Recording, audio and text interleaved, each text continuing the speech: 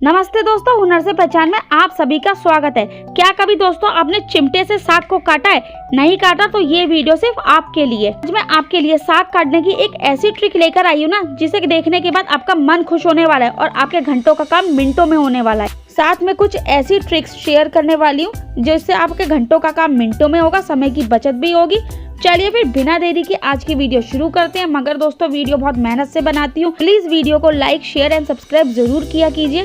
तो दोस्तों यहाँ पर मेरी सबसे पहली टिप होने वाली है इस तरीके से जीन्स या पैंट को लेकर।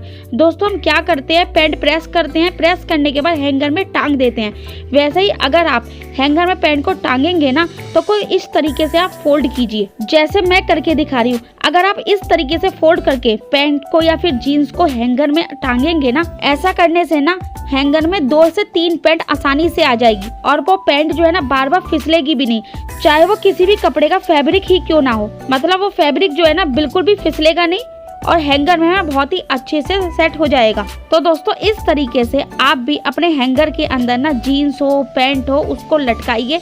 एक ही हैंगर में 2 से 3 जीन्सें भी आ जाएगी। छोटी सी ट्रिक है, बहुत ही काम की है, बहुत ही ज्यादा यूजफुल है। एक बार ट्राई करोगे तभी आपको समझ में आएगी।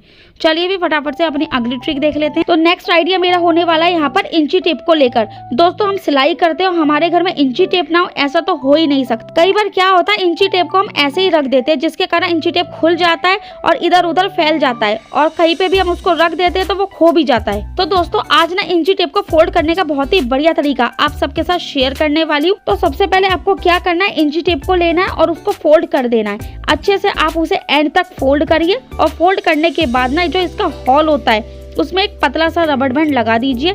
चोटी का जो रबड़ बैंड होता है पतला सा, आप उसको लगा दीजिए और अच्छे से नोट बांध दीजिए। और ये देखिए अच्छे से नोट बन गई है, अब रबड़ कहीं नहीं जाने वाला है। और ये जो रबड़ बैंड है ना, इसको आप इंची टेप के ऊपर लगा दीजिए। तो दोस्तों इस तरीके से आपका इंची टेप खुलेगा भी नहीं, आसानी से मिल भी जाएगा। धागे वाले बॉक्स में रखेंगे तो बहुत आसानी से मिलेगा। अगर ये खुला खुला पड़ा रहता तो आप इसे कहीं पे भी रख देते, जिसके कारण उसे ढूंढने में भी परेशानी होती।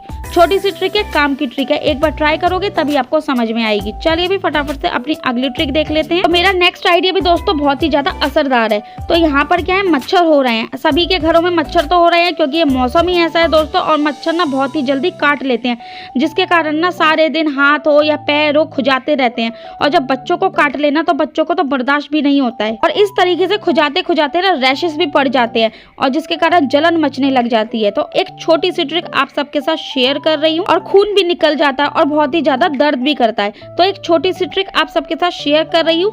जब भी आपको मच्छर काटे तो आप ना एलोवेरा जेल लीजिए और उसको लगा लीजिए। और अगर आपने अपने घर के अंदर ही एलोवेरा का पेड़ लगा रखा है तो आप वो भी यूज कर सकते हैं। दोस्तों एलोवेरा जेल जब आप लगा लोगे ना, उससे क्या होगा, रैशेस वगैरह भी नहीं पड़ेंगे और मच्छर जो है ना दूर रहेंगे। तो दोस्तों बच्चों को जरूर एलोवेरा जेल लगाइएगा, क्योंकि बच्चे ना बार बार परेशान हो जाते हैं और कुछ बच्चे तो कह भी नहीं पाते क्योंकि ज्यादा छोटे होते हैं। तो इस तरीके से आप लगाएंगे ना एलोवेरा जेल को उनकी पूरी बॉडी पे, हाथों पर, पैरों पर, मुंह पर, तो ये दोस्तों नुकसान भी नहीं करेगा और मच्छर ना इससे दूर भी रहेंगे और तो और रैशेस भी नहीं पड़ेंगे, खून भी नहीं निकलेगा।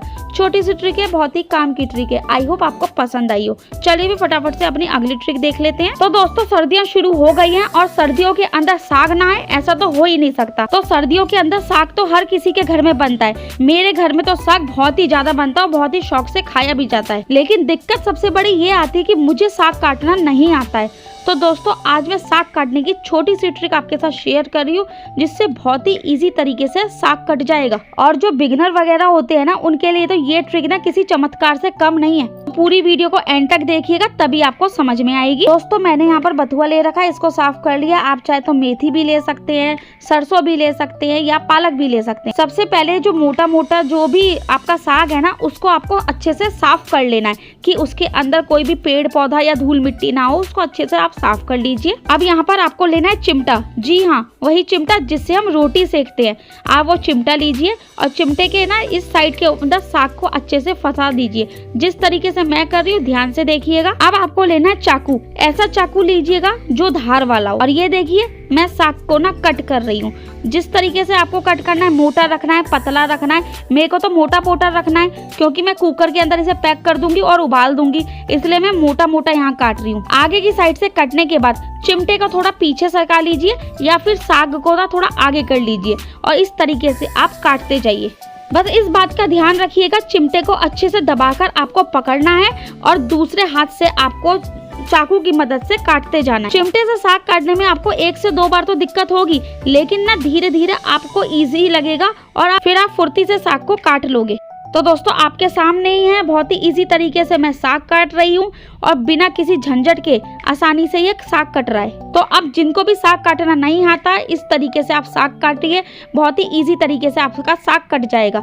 छोटी सी ट्रिक है, बहुत ही काम की ट्रिक है। आई होप आपको ये वाली ट्रिक पसंद आई हो, और ये वाली ट्रिक अगर पसंद आए तो मुझे कमेंट करके जरूर बताइएगा। चलिए फिर फटाफट से अपनी अगली और यूजफुल ट्रिक देख लेते हैं। अभी देखिए सर्दियों के दिन चल रहे हैं और सर्दियों के दिनों में हम इस तरीके से हाथ में पकड़ कर पोछा नहीं लगा पाते, क्योंकि पानी बहुत ही ज्यादा ठंडा होता है। जो लोग वाइपर से पोछा लगाते हैं या फिर कपड़े को अटकाकर इस तरीके से पोछा लगाते हैं, लेकिन इस तरीके से पोछा लगाने में उन्हें दिक्कतें आती हैं। चलिए मैं आज आपके लिए बहुत ही बढ़िया हैक लेकर आई हूँ। आपको इस तरीके से कपड़े को या पोछे को फर्श पर सीधा बिछा देना है। बिछाने के बाद वाइपर है ना, पोछे के बीच में रखना है। अब देखिए एक साइड का कपड़ा मैंने उलट दिया है, इसी तरीके से दूसरे साइड का भी हम कपड़ा इस तरीके से उलट देंगे। अब ये अच्छे से यहाँ पर लॉक हो गया है। क्लॉथ पिन जो हम कपड़े सुखाने में लगाते हैं, दोनों साइड से चिमटी लगा देनी है और ये कपड़ा जो है ना लॉक हो गया है। अब ये कपड़ा बिल्कुल भी नहीं निकलेगा और आप पूरे घर में घुमाते हुए आसानी से पोछा लगा सकते हैं। अगर आपके घर में गंदी दीवारें हो रही हैं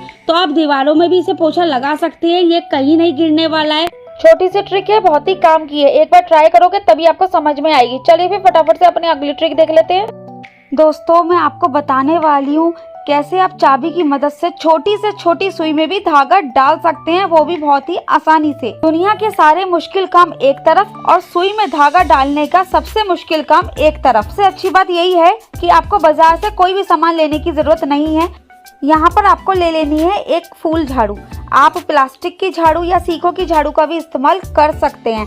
अब फूल झाड़ू में से एक सीख को निकालना है। झाड़ू की बहुत ही पतली सी तार लेनी है, उसे मोड़कर चाबी पर लगाकर उसे टेप की मदद से चिपका देना है। अब उस पतली तार को सुई के अंदर पिरो देना है और धागे को लगाकर सुई को खींच लेना है। और ये देखिए मुश्किल से मुश्किल काम आपका सेकंडों में हो जाएगा। एक बार इस ट्रिक को आप भी फॉलो करो, वीडियो को लाइक और चैनल को सब्सक्राइब करो। आई होप दोस्तों आपको आज की ट्रिक्स बहुत ज्यादा पसंद आई हो। पसंद आई तो मुझे कमेंट करके जरूर बताइएगा। चलिए कल फिर से मिलती हूँ नई नई ट्रिक्स के साथ, तब तक के लिए बाय बाय।